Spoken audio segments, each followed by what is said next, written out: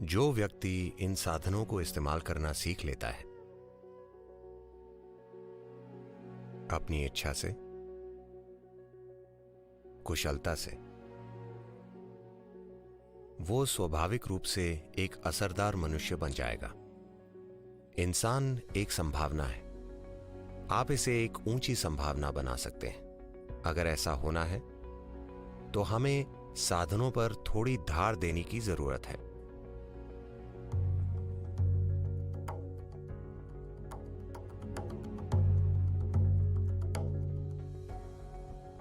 साधना पद का मतलब है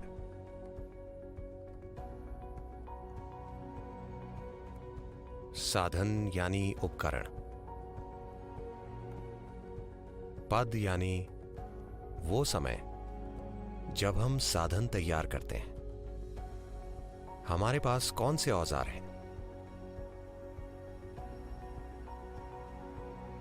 अगर आपका स्क्रू ढीला है तो शायद आप एक पेचकस या पाना लेकर चलें।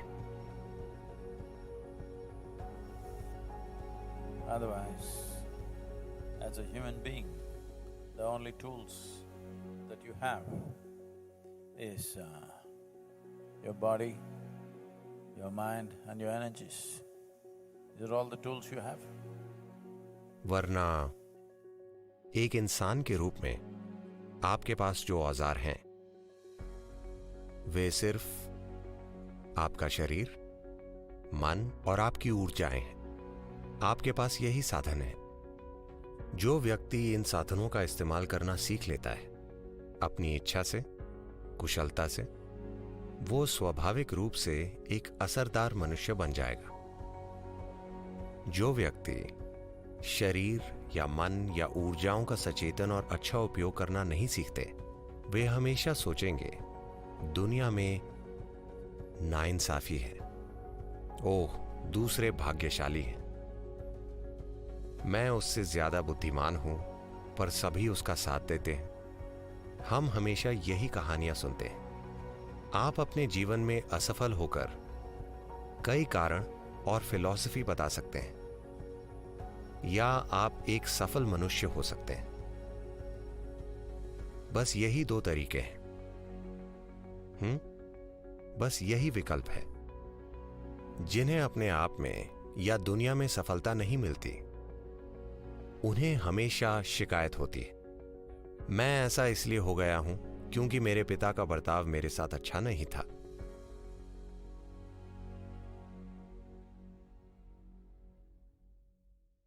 जब आप ऐसे हैं तो वे आपके साथ अच्छा बर्ताव कैसे करेंगे? मैं आपके साथ कठोर होने की कोशिश नहीं कर रहा, पर अगर आप बचपन में ही शैतान और खराब हैं तो आपके पिता दोगुने कठोर और खराब होंगे। मैं उनकी उम्र के हिसाब से कह रहा हूं। हेलो, उन्होंने आपसे ज्यादा जीवन देखा है ना? हेलो, शायद जीवन ने उनको आपसे कहीं ज्यादा परेशान किया हो और उन्हें आपको भी झेलना पड़ा।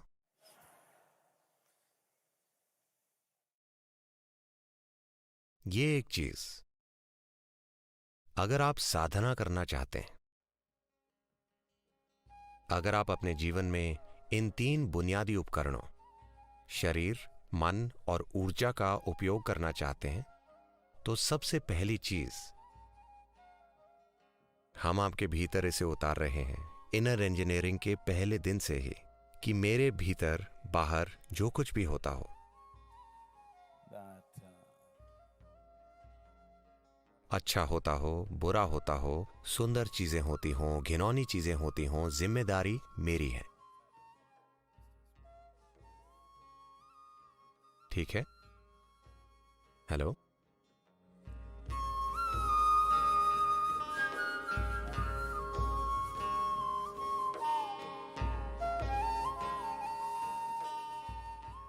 क्या आपने अपने भीतर यह समझ लिया है? अगर सफलता मिलती है तो वजह मैं हूं, अगर नहीं मिलती तो भी वजह मैं हूं। क्या आपने यह समझ लिया है? सदगुरु, हमें लगा कि ये काम आप हमारे लिए करेंगे।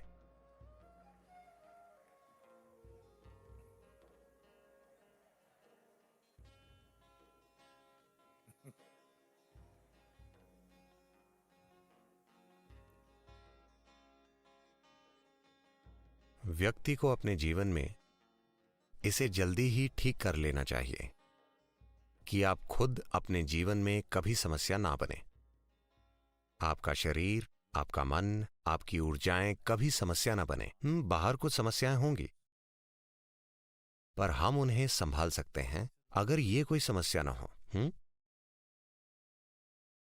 आपके जीवन की हर चुनौती में जब यही एक समस्या होगा तो आप सिर्फ चुनौतियों से दूर भागेंगे। अगर आप चुनौतियों से भागेंगे तो जीवन की सभी संभावनाओं से चूक जाएंगे। आप बस तायर सदम बनकर रह जाएंगे। क्या वो आपको तायर सदम दे रहे हैं? उम्मीद करता हूं नहीं दे रहे। सबको पता है कि ये आलस पैदा करता है। तमिलनाडु में प्राइमरी स्कूल, हाई स्कूल से टीचर्स हमेशा देखते हैं कि अगर कोई सुस्त है तो वे कहते हैं, जिसका मतलब है क्या तुम दही चावल खाकर आए हो? तो वे जानते हैं कि यह सुस्ती पैदा करता है। पर सिर्फ विद्यार्थी ही खाकर नहीं आते, शिक्षक भी खाकर आते हैं।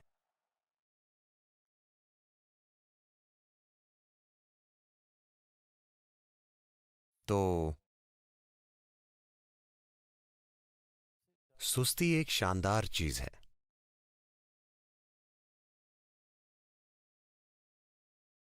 ये कई समस्याओं से बचाती है, क्योंकि आपको यह भी पता नहीं होता कि कोई समस्या भी है।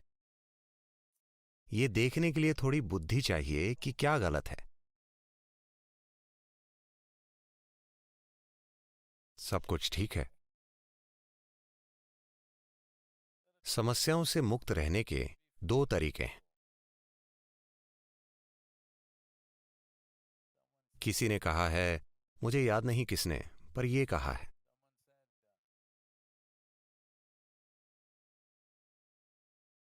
फरिश्ते समस्याओं से अछूते होते हैं उनकी प्रतिभा के कारण,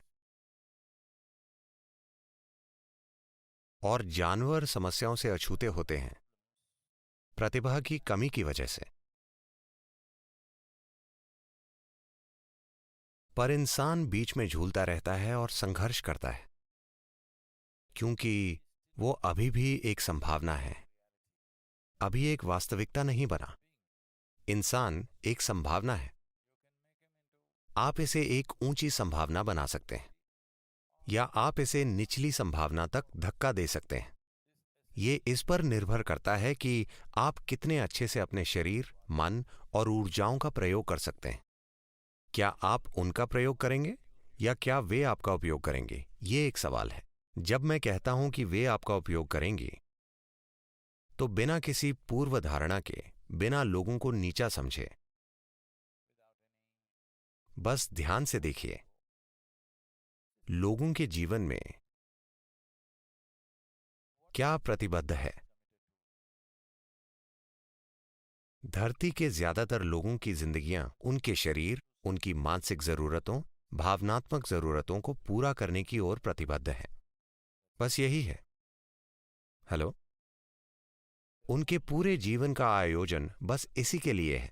आप इसे बिजनेस कह सकते हैं, करियर कह सकते हैं, परिवार कह सकते हैं, घर कह सकते हैं, पर सिर्फ जरूरतें पूरा करने के लिए शारीरिक और मानसिक जरूरतें पूरे जीवन का बंदोबस्त किया जाता है ना? कृपया आप मुझे बताइए, मैं आपकी राय से चलूंगा। आपको मुझ पर विश्वास नहीं हो रहा। यह सही है।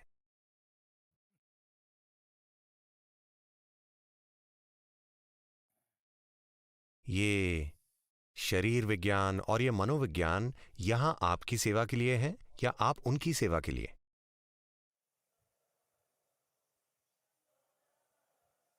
हाँ? वे हमारी सेवा के लिए हैं। But most human beings are serving them their entire life. पर ज्यादातर मनुष्य उनकी सेवा कर रहे हैं पूरी जिंदगी। नाश्ता खाते समय वे दोपहर के भोजन की योजना बना रहे होते हैं। दोपहर का भोजन करते समय वे रात के खाने की योजना बनाते हैं। तो बस खाने, मकान, सुरक्षा, एक दूसरे के प्रति भावनाओं की बातें होती हैं। वाकई पूरा जीवन बस शारीरिक और मानसिक जरूरतों के इर्द गिर्द घूमता है। इसे ही सामान्य जीवन कहा जाता है। तो मेरा इरादा है कि आप असामान्य हो जाएं, कि आप अपने शरीर और मन का उपयोग करके इस जीवन का विकास करें, जीवन को गुलाम ना बनाएं। अगर ऐसा होना है तो हमें साधनों पर थोड़ी धार देने की जरूरत है। नहीं तो सुबह 5 बजे शरीर कहता है बकवास, चुपचाप सो जाओ। मैंने सोचा जो लोग मरना चाहते हैं वे ऐसे होते हैं, पर जो लोग जीना चाहते हैं वो ऐसा क्यों करेंगे? हेलो, जो लोग मरना चाहते हैं वे अपनी आंखें बंद करेंगे। जो लोग जीना चाहते हैं उन्हें सूरज की पहली किरणें देखने के लिए उठ जाना चाहिए, इससे पहले कि किरणें धरती तक पहुंचे।